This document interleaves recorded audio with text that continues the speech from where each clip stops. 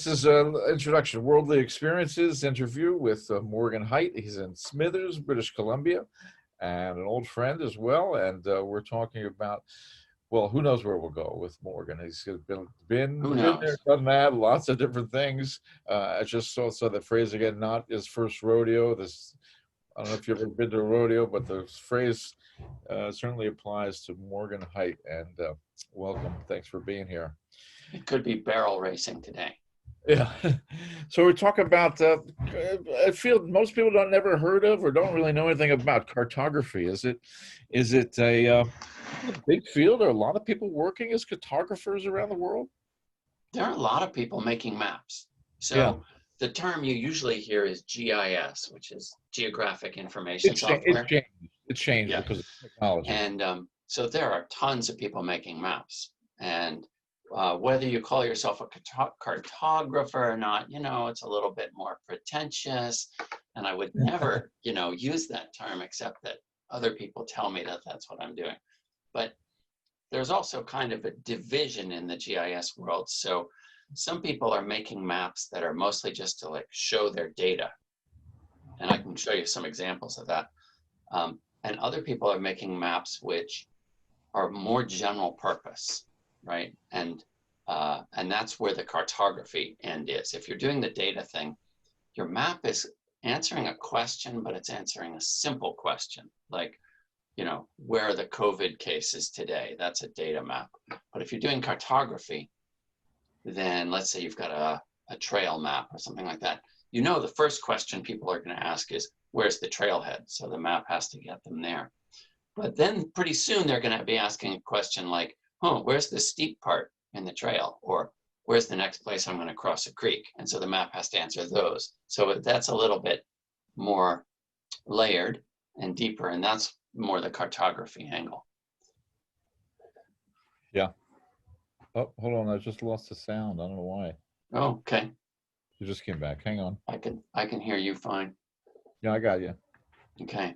Webinar is now streaming live on Facebook, apparently, according to my screen. Yeah. Go ahead. Cool. No, that was just, I think I'm done with your question on okay. cartography there, yeah. Yeah, so it's about information for people in a lot of cases. And now, I mean, Google Maps and Apple Maps and all the GPS, the world of our folding maps and looking at atlases has disappeared pretty much, right? No, not really. I mean, there's a ton of web mapping, that's where people usually go right now. But the world of paper maps is alive and well. And so are maps on signboards, right? So a lot of the mapping that I do will be for an area that has mountain bike trails. And the map will be posted, quite large at the beginning of the trailhead.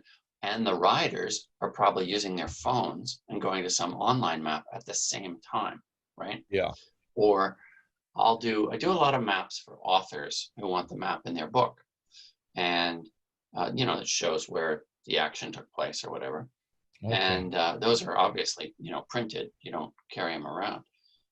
But I also do a pretty good business in selling maps for some provincial parks in British Columbia here, which are topographic maps that are printed on waterproof paper, and people take them with them into the field, right? And this is a very remote place, the Mounted Ziza Provincial Park. It's a super remote place where there's absolutely no kind of cell signal. So, your online map's just not going to work. Okay, so it is still out there. And so how did you get into it? How did you get started into doing these kinds of things? Yeah, so it's I love maps, right? I've always loved maps. And even as a kid, I could open an atlas and just sort of page through it and study things. And maps are super dense in information, right? Yeah. They're telling you all sorts of relationships between places and mountains and rivers, but they're also giving you names. They're names you've heard of or not. And so that they're full of stories, right? So I'm just drawn into maps. And then I had a long time when I was a teacher of wilderness travel, right? where I worked at the National Outdoor Leadership School in the United States. And we were taking topographic maps out in the mountains and teaching people how to use them, how to get around. So I had a lot of experience with that. And then when I started to get into map making, because it was happening on computers and the software was free, I realized how much I didn't even know about maps. There was all this math that I didn't know about the projections that are used. And there was a lot of design stuff that I didn't know about how you carefully design a map so you've got like a visual hierarchy and the map tells a story and answers a question. So I had a lot of learning that I did when I first got into this field. And but it really sustains me, I think, because I love geography. Yeah, yeah, that would be, I mean, really, maybe even you didn't know about it when you were starting school. You didn't know that you could go to school for map making Yeah. or cartography at the time. There wasn't GIS, but now Yeah, I mean, there. when I was going to school, people were making maps with pens Yeah, and transparent overlays, and it was a drafting skill. Now right. it's a computer skill, right? So, yeah, I was unaware that you could do that. Now, of course, if you're in a college or a university, you can take courses in GIS, and you know, you learn there's a lot of value to that. But I'm also going to say you can totally learn this stuff on your own. Mm-hmm. Well, you know, a lot of the purpose of what we have for this for Worldly Experiences for the website, and what we're hoping for is to give young people a chance to find out about things they wouldn't know about normally, or to even take unusual career paths. Yeah. Well, you're almost the textbook case for unusual career path. I mean, you've gone from college to computer science to the outdoor world. What did you decide not to have a really linear path to a job, a career, something that advances with time? I mean, what made you confident to do that? I mean, it's a really difficult thing for a lot of people to do, I think, to consider their life like that. Yeah, no, it is totally. Well, it's less of a leap now than it used to be, I think. And I remember when I was a kid, I heard that the average American had something like 3 careers in their life, and the average Canadian had 7 careers in their life. I was like, oh, that sounds interesting, right? Now, of course, I live in Canada.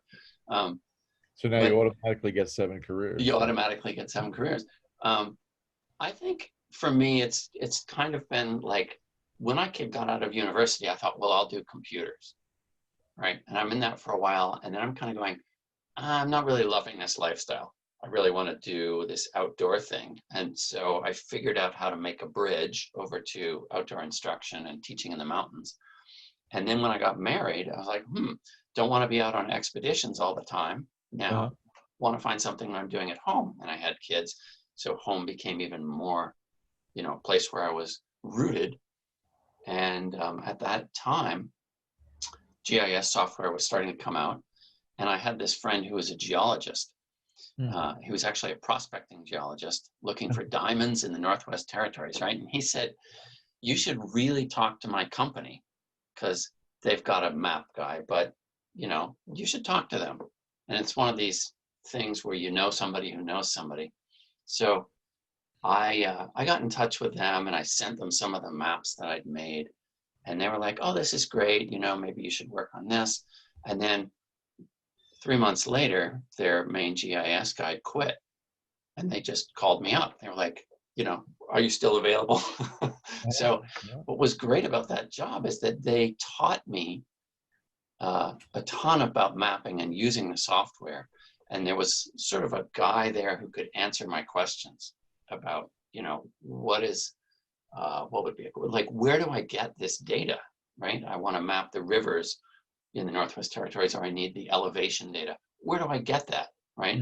And this is one of the things you learn as you get into mapping, is where you're going to find your data. So working there for 3 years, helping these guys who were looking for diamonds, was really how I learned how to do most of my stuff. And it was a great job. Yeah. And then That's a good after that, I example just became freelance.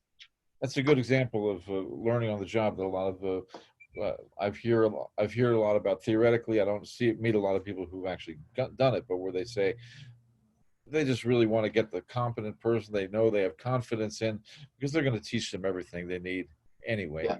at the And job. I It's not think, the training, it's what the person you are. yeah, that's right. And I think a key piece too is what passion you have. So I clearly had a passion for geographic data. So he knows he can teach me, right?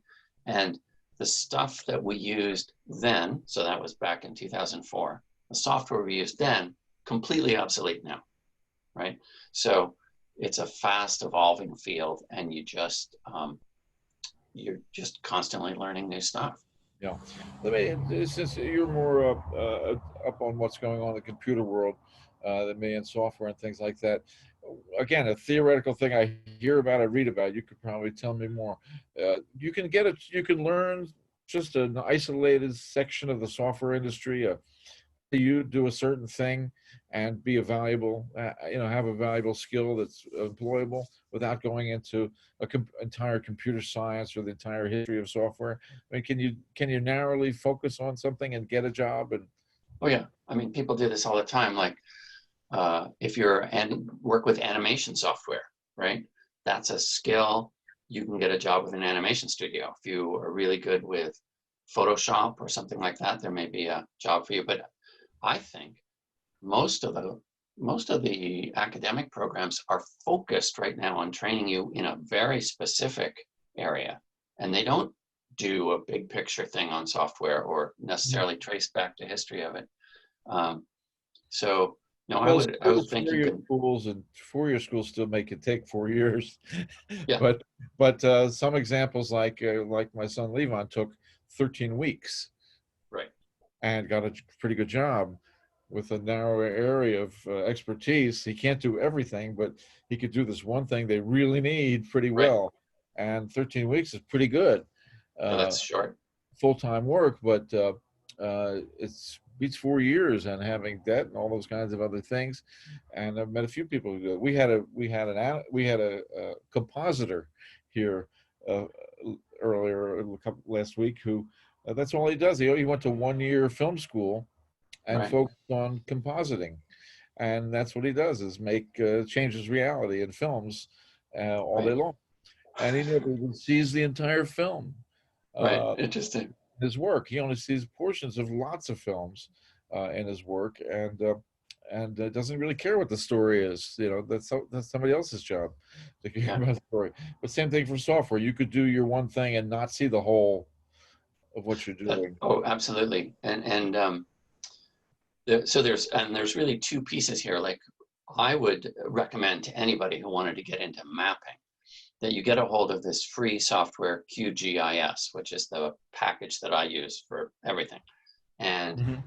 um, and there are a lot of tutorials and training stuff online for how to use that. But to do mapping, you need to know the bigger context as well. You need to know way more than just how to use this software. You need to be able to find geographic data. You need to know what kind of files that appears as, and you need to be able to manage those on your computer. You need to know some stuff about operating systems and just how to get your computer to do what you want it to do. Um, and you need to know some design elements. So there's a bunch of stuff to learn outside just learning the software. Mhm. And I think that there are quite a few resources online for teaching yourself that if you're interested in maps. There's a lot of blog posts. There are a lot of courses online that seem to be free. And there are also some books. Like I've got a couple books that I recommend to people. This one is Designing Better Maps, right? And this is a great book by Cynthia Brewer that goes into everything from like uh, color schemes that you're going to use to Nice. Yeah. communicate stuff to how to organize your data and stuff like that. So that's good. And then kind of a bigger picture, like maps are used for a lot of uh, powerful purposes, and so it's very important to be familiar Yeah. with how to lie with maps. And this is a great book by this guy Mark Monnier, because maps are a way that people with power and money have traditionally asserted their dominance. Yeah. And usually the people without power or money or connections don't have any way to make maps. Mhm. And people are very uncritical when they view a map. They tend to say, well, this must be the reality.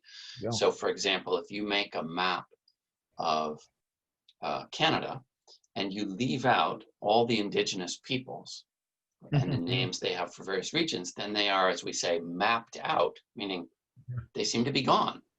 Uh-huh. And what we're seeing in the last 20 years is kind of a revolution in mapping with the free software that less privileged groups can get mapping themselves. Mhm. And they're asserting, their view of the world. And so there's a lot of, there's a real social justice angle going on in cartography these days. It's really interesting, and most people don't ever think about that, I'm sure.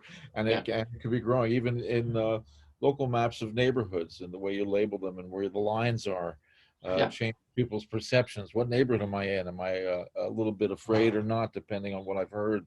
You change the label, and it makes a big difference yeah, uh, exactly. to people. There's just something about learning software, because it is, again, something that we're always talking about, ways for young people to find careers and career paths. Is learning software. I mean, people are uh, uh, intimidated by these computers. A lot of people are, think I can't be a programmer. That's too hard. I can't Mm. learn software. That's too hard. What do you think? Has the world changed in terms of that, in terms of programming and learning software that's really for specific jobs, not for gigantic, very sophisticated skills, but ones that are really the workaday things like Google Analytics, like AdWords, like Java and Python. Are these things that people can really pick up if they really wanted to and have a skill and have a valuable skill? That's a good question. It's Microsoft and Apple have both put this thing over on us that computers are easy to use and everybody has them, right? Yeah. But computers actually aren't very easy to use. And when you get into a little bit of coding, say you're learning Python or something like that, if you like to think in terms of logical categories and like little machines that you would put together, so this causes that to happen, a lot of cause and effect chains, you're not going to have any trouble with Python or learning to code. You have to really accept the principle that if you misspell something, it won't work, right? If you get the syntax wrong of the command, it won't work. If you're the kind of person that can wrap your head around that kind of little mechanistic model of the world, it's not a problem to learn at all. Mm-hmm. And but if you just want things to work and you think about them like, I know what I want, right? But you don't want to break it down to the actual sort of cookbook instructions, then programming is not for you. Uh-huh. But Yeah, if you like puzzles, if you're good at just yeah. focusing on a problem, If you uh, like necessarily have to games, be a math, have done a lot of math. Is that right? the math is not key. In mapping, the math is kind of important because Oh yeah. everything is coordinates. But Uh-huh. software in general, the math is not key except that logic piece of math, right? That whole idea of being able to say, if this and that, then so and so. That's Mhm. pretty important for programming because you have to break things down into logical recipes, basically. Yeah, we had a student years ago who I think he pretty much quit school and instead became a poker player. And Yeah. he came to that from a game, some Magic the Gathering card game Oh, yeah, yeah, sure. that he Very was very popular. good at. And then he's moved into poker, and Yeah, now he's a social media manager because he really right, understands systems. He understands complex systems. right. And somebody had to tell him, you understand those things, and something like on a computer is going to be up your alley. But he Yeah, was intimidated by it, or I think just didn't want to think about it right. as something And, different. Let's and talk about another entire aspect of your life, the outdoors and working in the outdoors, and expeditions and leadership and all those types of things you did. Are there still opportunities for young people who say, I like to be outside? I don't want to be at a desk. I don't want to be behind a desk or in a cubicle. I like to be outside. I don't want to work on a road crew laying tar, but I like being outside. Are there jobs that you could do mostly outside? As an outdoor industry have a lot of opportunity? Yeah, I think I'm not in it at the moment, but and of course, under COVID, a lot of this has been shut down for a while, right? The whole world of summer camps, for example. Oh, yeah. But yeah, generally that's a big area, like everything from expedition leadership to summer camps. Um, there's a ton of work. It's usually contract work, right? So you might work at this place this summer or that place next summer. Hmm. You're more lucky. You're in a more refined tier if you get work in the fall and the spring. Uh-huh. But um, there's quite a bit of guiding, I would say. Okay. Uh, and the way you find that stuff is you go to the parts of the world where that's happening, right? Hmm. So if you're in an urban setting, you can probably plug into something through your local parks and rec, but there's going to be a lot more of it happening out in a much more wildernessy area, right? Where there's and generally people are recreating in areas that have some kind of protection, right? You're looking for national forests, national parks. Here in Canada, there's a lot of work in fishing guiding and hunting guiding, Uh-huh. right? And all of these are things that you generally get into through some kind of apprenticing, right? Like you start out as a young person working for a fishing guide Hmm. and learn the works. Um, but there are other ways that it can happen. It happens through college outdoor programs, and it happens through some schools that actually have degrees in outdoor leadership. Yeah. Yeah, And so I think it's how big is your passion, right? Like if you yeah. really want to work outside, you're going to find your way there. Yeah, I mean, canoeing, kayaking, sailing, water sports are out there. Hiking and camping and campsites and park ranger, is that Yeah. still a job? Oh, absolutely. Like I was hiking in Colorado last year and ran into two young women who were the Yeah, park rangers for that particular area, right? And yeah, they're cruising the trail, meeting people, making sure everybody's doing okay. They have radios in case somebody's in trouble, and no, it's a good line of work. I wonder what do you think the main skills, or what are they looking for in a park ranger besides you're not afraid of snakes and being Well, outside? they're looking for your camping skills, right? Like, can you Okay. take a backpack and head out for a 5-day patrol in this particular wilderness area? Yeah, But they're also looking for your people skills people because skills, yeah. most of the people that you meet out there are going to be super friendly and happy to see you. But if there's any kind of permitting thing that you're enforcing, like people are not allowed to camp within 200 meters of the water, you Hmm. have to be able to, do a little bit of confronting, and you might even be writing tickets, Yeah, right? Like I've had a lot of friends who are forest rangers, and that is piece of it. So uh, it's not the lonely job we always used to see it in the yeah, comic books or and it's not like that anymore. Where you're going to yeah. be you're out in the forest in a tower somewhere all day watching for fires or something. No, that it's, I mean, I don't think that, yeah, the lighthouse job, it doesn't exist so much anymore. Yeah, Outdoor recreation is hugely popular all over the world. yeah, And, um, you might be doing some trail maintenance, uh-huh. digging stones out or something like that. You might be um, occasionally called into a search and rescue role where you're looking for someone who's missing. It's a big world, and they Yeah, really value people with the outdoor skills. yeah. So physical work as well as outdoor Oh, yeah. and saving people. It might have a lot of appeal. And again, it's something I bet a lot of young people never think about it or think about it as possible. I met two young park rangers a couple of years ago in California, one of the coastal parks. I asked them how they ended up at this beautiful park. It was outside of outside of San Francisco, and they said you get either assigned or sometimes you don't get it. You get your choice, or sometimes you just got to take what they give you. Yeah, And where they need somebody, sometimes it could be New York City. yeah, There's a bunch of parks. The Statue of Liberty and among other parks in New yeah. York City. The park ranger in New York City doesn't seem like that's what you signed up for, but there you are anyway. Well, and So the traditional story with those sort of things with the National Park Service in the US or with the Canadian Park Service is your first year, you're sent to a park that very few people want to work at, Okay. right? And it's going to be a while before, say you're in Canada, right? Everybody wants to work in Banff or Jasper parks in the Rockies, right? These world famous, stunning parks. It might be a couple of years before you even get a shot at doing that, Yeah. right? So you have to pay your dues in that sense. Yeah, another interesting field that people don't think about. That's what the areas we're thinking about. And so And just you to go ahead. just to jump on that, as far as getting outdoors, there's the whole recreation part that we just talked about, which is parks and teaching people how to kayak or whatever. But the other piece that goes outdoors a lot are field scientists. Oh yeah. And so I work with a lot of people who are either ecologists or geologists. They're spending a lot of time out in the field looking for whatever they're looking for, caribou or whatever. Mhm. And they take with them a lot of field assistants. And It's these just are folks who just have like a 13 weeks training or something like that.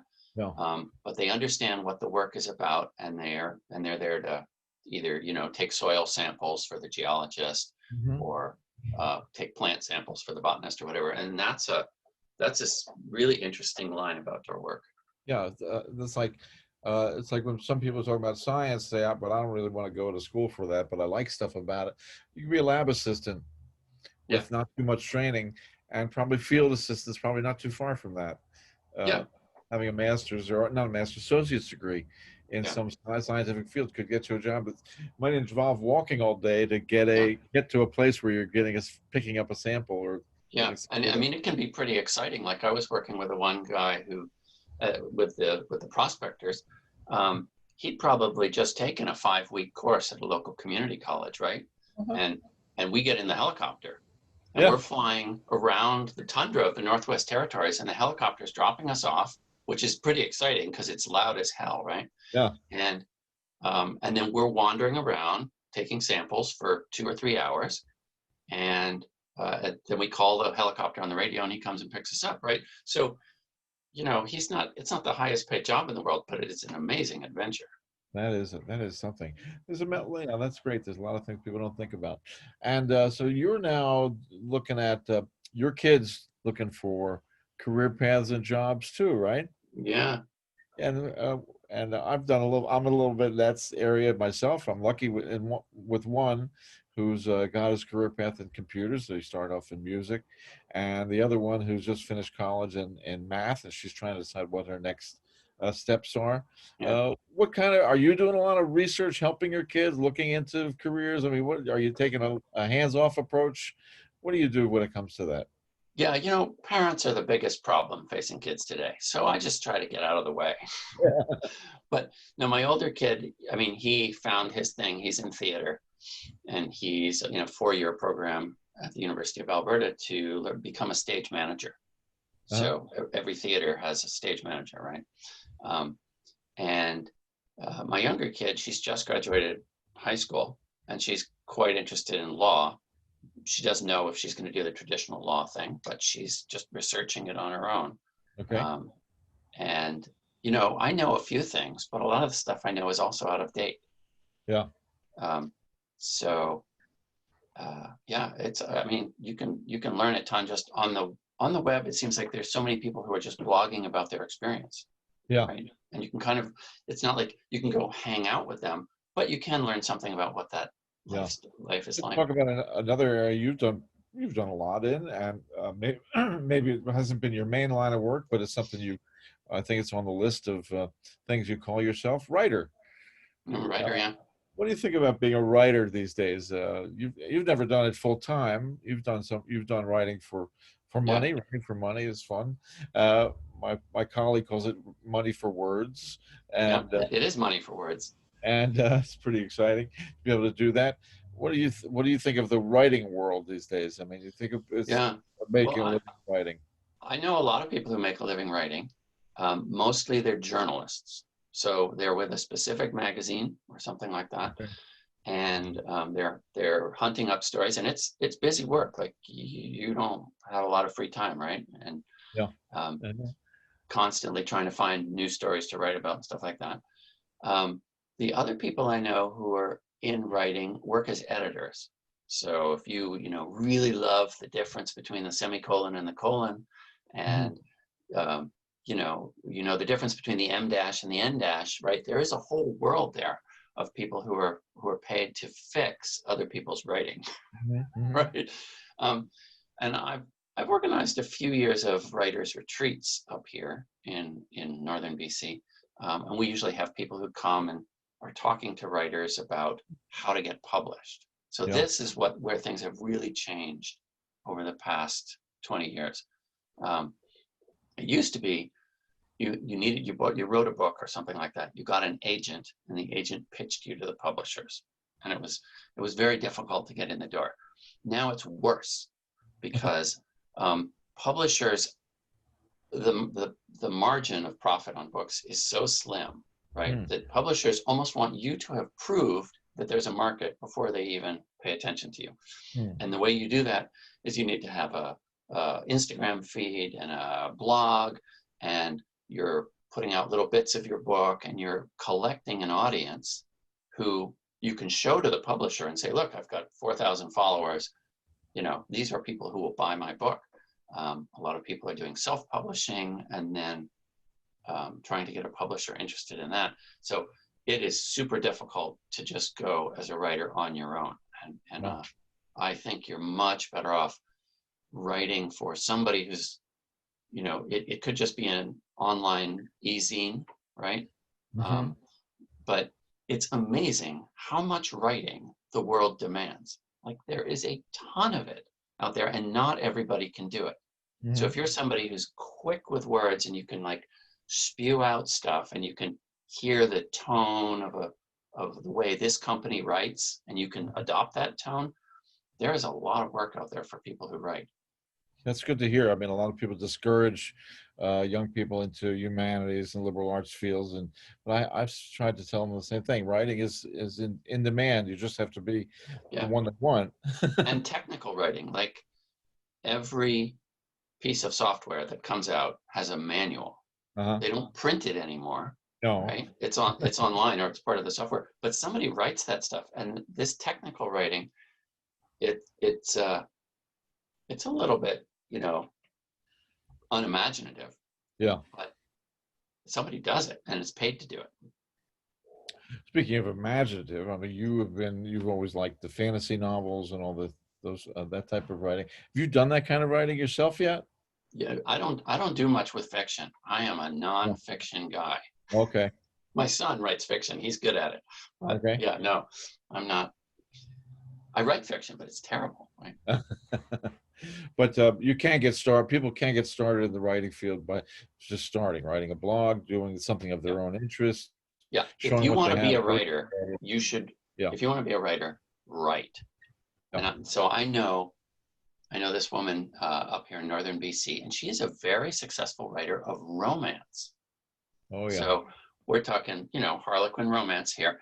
And she sells all of her books on Amazon as ebooks, right? Yeah. These are $2.99, $4.99 sales. It's all done on volume, but and she is there is no publisher involved. Like, she publishes it herself, sells it through Amazon, promotes herself with her blog, and she's super successful. So, it's not an easy way to go, but you can go there. You can do it. Now, are there any other jobs you've had that I don't know about? I was a search and rescue navigator for a while in an air search and rescue business. Wow, what was that like? That's a volunteer job. So okay, what do you do for that? So air search and rescue, at least in Canada, if a plane disappears, the first thing that happens is some local pilot will go up in a small plane with a navigator and a spotter. And these are teams that train together all the time, so they're kind of ready to go. The pilot flies the plane. The navigator sits in the seat next to the pilot and basically helps the pilot do a search pattern, which is like what they would call a sort of a back and forth pattern, right? Yeah. So you're covering the ground, and the spotter sitting in the back seat is just, their whole job is to look out the window for anything unusual, right? Wow.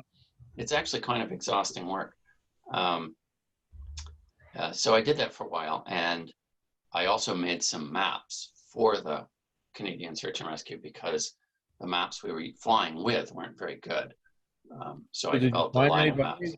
Did you What's that? find anybody when you were searching and rescuing? Did you Yeah, do it? I did have one good, real, non-practice search thing where there were a couple little girls. They were about 10 years old, lost in Oh a my God. popular trail. You've been there. You hiked with me to Crater Lake, right? And a Okay. couple kids took the wrong way down and didn't come back. So we went up in the plane and flew and flew and flew, and finally spotted them in a clearing because they had come out of the forest. And you know, it was a success. Like, we That's, radioed in their location, the ground team set out and oh found my, them 45 minutes later. And yeah, it was pretty exciting. that's amazing. So, Yeah. well, that's a, do they do that as volunteers all over the country? I mean, it must Yeah. be, Oh yeah. Yeah. People do that as volunteers all over the place. that's amazing as well. That's amazing. Anything else you, what else is there that I haven't heard about? Anything, No, not that I can think of. but you've lived in Texas, Colorado, New Jersey, um, Wyoming, Wyoming, British Columbia. and British Columbia for a long time, Yeah. and so a lot of different jobs have you followed, and you didn't move for jobs necessarily, but you moved for the region and for the area and for Yeah. I people. actually came up here for outdoor work. I moved to Wyoming for outdoor work. I moved to Yeah, Texas to do computer work. So yeah. moving for your job is a good flexibility to have, I would say. Mhm. Yeah. Well, you're probably the best person to speak to about the last topic we really want to talk about, which is learning, because you're probably the one of the best lifelong learners that I know. Wow, I can't believe it. That's fantastic. Send me a certificate. Yeah. So tell me about it. What does it mean to you to be a lifelong learner? Uh, yeah, it's a good question. I think, like, learning is generally you're pursuing the things that interest you, right? And you're not always thinking about what subject is this, or is this going to be useful? In fact, Hmm. you're almost never thinking about, is this going to be useful? But you're pursuing what interests you, and it could be through printed books, but it could also be through film or you know, audiobooks or podcasts now are fantastic. Like, I'm addicted to the Revolutions podcast, which is this historian Mike Duncan telling the story of, you know, various revolutions in history. Who knows when that'll come in handy, but Uh-huh. you know, it may. And other times you find that stuff really does come in handy, like, you know, working with the GIS software. Hmm. So, you know, I think everyone's learning. They may not realize that they're learning. Yeah. Maybe it's good to pay a little attention to what your sources are. Yeah. You know, I'm not a big fan of Facebook, but and documentaries. You know, some of them are good, documentary film. Some of them are quite good, and some of them are kind of simplistic. So Hmm. maybe thinking critically goes along with lifelong learning. I just Yeah. want to keep doing that. Yeah. It's Yeah, hard to, I mean, it's hard for some people to get to that place because they feel like learning is something that they've been forced to do in a lot of places and most of their life. yeah, And they haven't it's been true. able to really take it as a pleasurable thing because it's not what they wanted to do at the time. Yeah, So it doesn't translate into a good feeling. It translates into somebody's yeah. telling me what to do. Yeah, And and also, of course, they associate with learning the whole evaluation step. So when you were in school, you were constantly being evaluated, right? Did you absorb the knowledge? yeah, And so you're tested and you're graded, and that's not part of learning, actually, yeah. right? That's a thing that the school system does. So uh, maybe distinguishing between those two things is important. But for yourself, I mean, picking up a book and reading the first 3 pages, there's nobody looking, there's nobody telling you what to do. You say, I don't like this. I'm closing it and Yeah, moving on. totally. Yeah, You know, but if you were being watched or evaluated, you go, well, I guess I have to keep going. And some people still have that voice in their mind that says, yeah, I can't close this. I have to, it's here, I have to read it. Right. because I said I would, because I picked it up, because I got it from the library, and so that limits them doing that because they feel like, oh, Yeah. I'm going to be in trouble if I don't complete it. Start and stop. I do it all the time. I quit, Yeah. fail at Yeah. more things than I succeed at because I try a lot of things, and I think it's a hard mindset to cultivate these days, and probably always has been, because there's so many distractions otherwise. But I think there's also the voice in your head that says, I have to be doing this all the way or completely, or Yeah. I'm getting And an there's F. also of course the whole issue of how long will it take me to get good, which Yeah, is that's sort of a dangerous pit to think into. Like if you're worrying about how long it will take you to get good, you won't be relaxed and you won't be able to learn stuff. So yeah, you're comparing yourself to people who are already super good at something. Well, it takes years, depending on what it is, right? And it's okay to just be an amateur for a while until suddenly somebody decides they're going to pay you. yeah. Yeah. Well, there's another area that we're both interested in that you've done too, is music. Oh yeah, music. Yeah. I don't get paid for that, but I don't think I've gotten paid small sums, yeah, but I've had to share with large groups. But yeah, we've, we've done music where we're not getting paid for ourselves, but we're playing this for a benefit yeah, for others, for a nonprofit or something like that. But music does creating and being a part of music does play an important role in your life too, though, doesn't it? yeah, absolutely. And music. A lot of I would say most people do music on an amateur basis, right? They make music. Nobody's paying them. It's hard to break into being a professional musician, but it's worth doing. And just in the last, like I'm 60 now, and just in the last 10 years, I've learned so much about music that I never knew. Yeah. Um, it's been a total pleasure and a great brain stretch. And That means, tell me what that means. well, it's like something's hard for you at first, right? Yeah. So, for example, for me with rhythms, counting rhythms and timing, I was, terrible at this, and two left feet and all thumbs, and but slowly just working at it over 10 years, I'm much faster now, and I'm actually, I'm able to hear rhythms and keep up with rhythms that other people can't hear who Hmm. are not musicians, right? So I realize my brain has grown, but Yeah. sometimes this neural learning is really slow. Yeah. Now, do you use those concepts of now they call it learning science? Have you seen this? There's degrees now in learning science, and one of our partners is a learning science PhD. Uh, but I think you and I, or probably you more than me, have always been aware of this, right? As that learning is a kind of a science that you have to understand it to to execute it well. Is that? Yeah, I mean, all my life there have been people studying the psychology of learning, right? And we Yeah. know that people have different learning styles and different learning modalities and stuff like that. And I'm sure they're going to figure out a lot more about it. But um,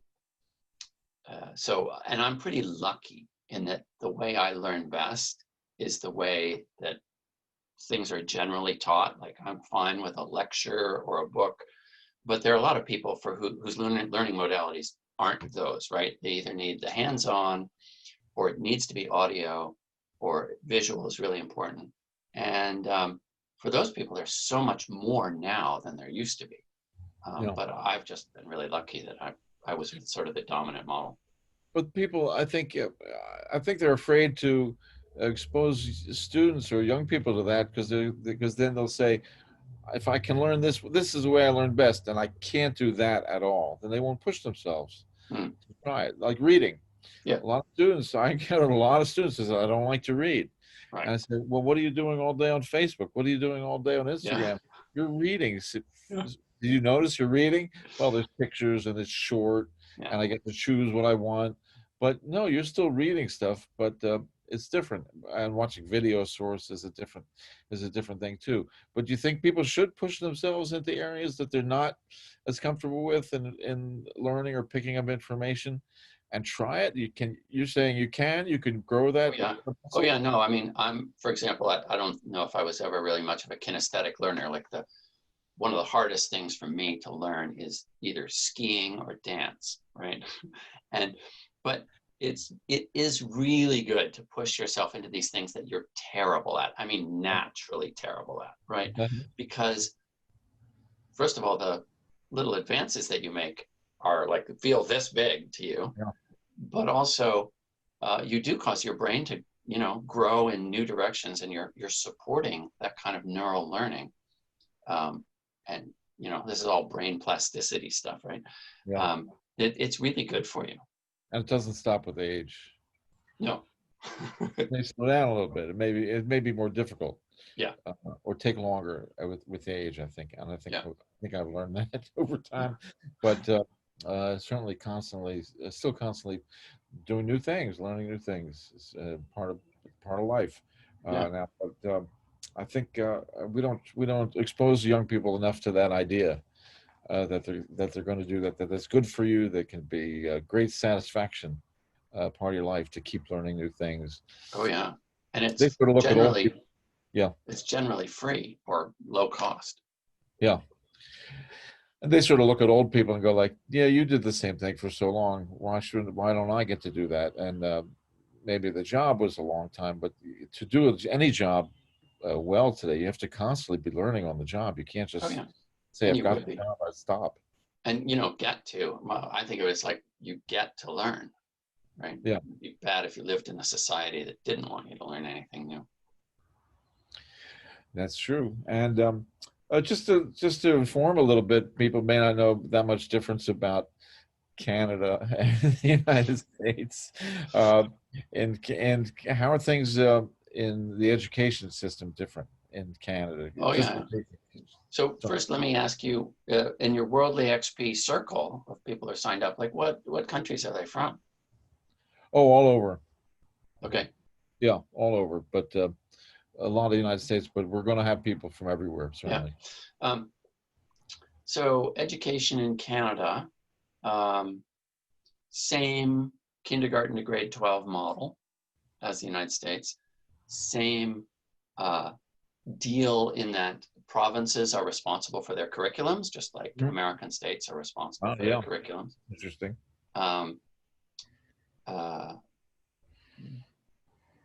So I can mostly speak to British Columbia, where I live. They're making the same mistakes, I think, as the U.S. makes in terms of trying to start things earlier, and